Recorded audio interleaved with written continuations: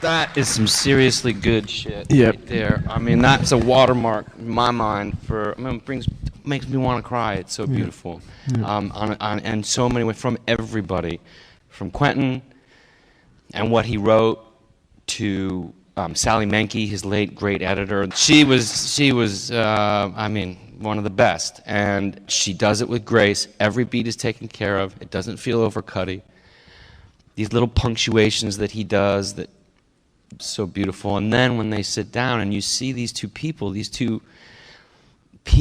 of a certain age, and they talk about it out front and out in the open, to have a movie that's so cool and so breezy about middle-aged people who are, you know, feel the clock ticking, you know, at least she does. And to have that dialogue, which is so beautifully written and so perfectly acted with such grace and delicacy and sweetness, and Robert Forster, it's just gush and gush up here, but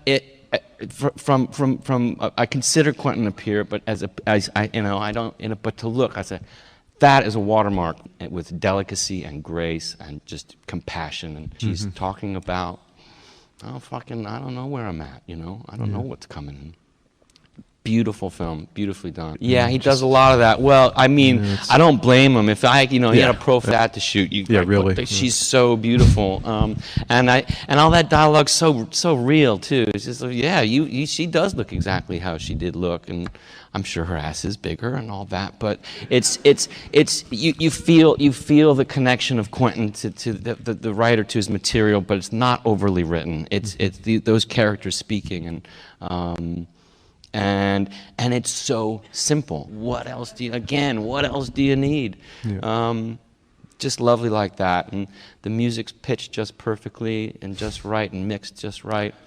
Lovely stuff. Telphonics? Yeah, Quentin's a film nerd too, I suppose. We're all a small group of us, it's hopefully growing and sticking together. Quentin's much more vocal about it, though. I mean, he wants to tar and feather people who shoot digitally.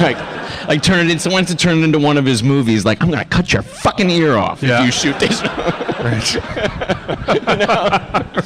And I stay out of it. I'm like fade into the background on that. I certainly have thrown my hat into the ring for what I like, but I also just can't. I find it difficult to get on anybody if it's it's their bag. You know, I'm like, you know, it's your bag. You know, you're into it. I don't want to tell you. I don't want to tell you what to do. I don't want you to tell me what to do. You know, there's such concern and fear in the air about film not even being an option.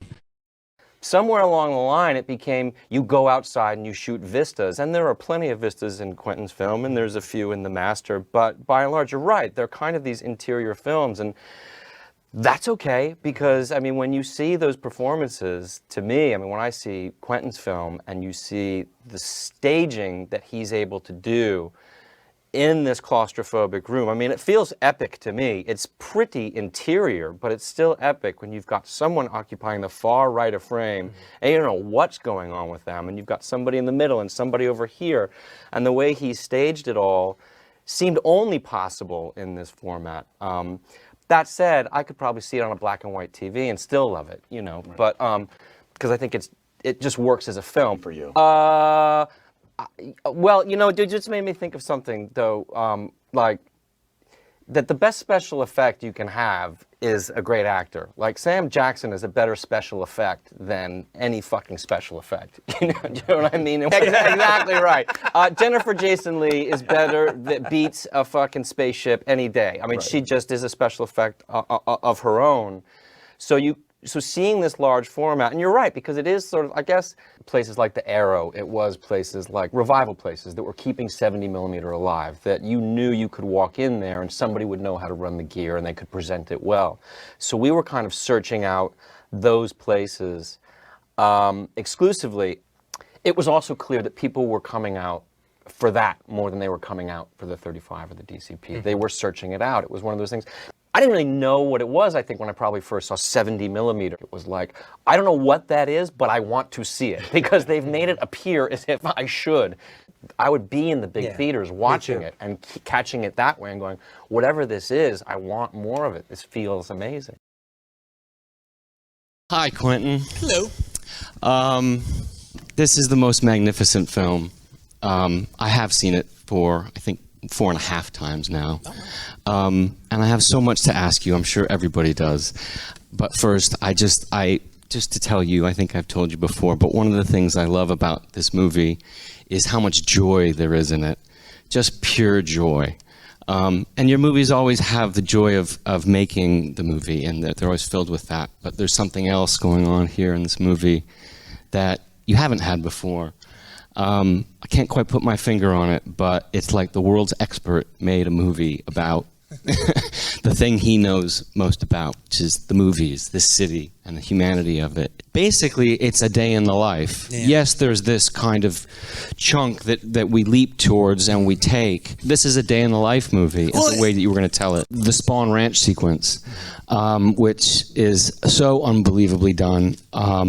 It's so long, and I'm not saying long in a bad way. I'm saying it continues on, and it keeps pulling the string, and it takes you places that you do not expect. Well, I mean, I think anybody that's in here watching this film that's been trained by seeing something that you've done before would expect that, if they were to try to get ahead of you, would expect that to end with Dakota Fanning pulling a gun, some kind of gunfire, perhaps, if you sort of try to predict it. And of course, it does take a turn with the fella who gets the shit kicked out of him. With Brad and Leo and Margot, I mean, that was yours to fuck up as well, because that is just the dream scenario of the three of them together.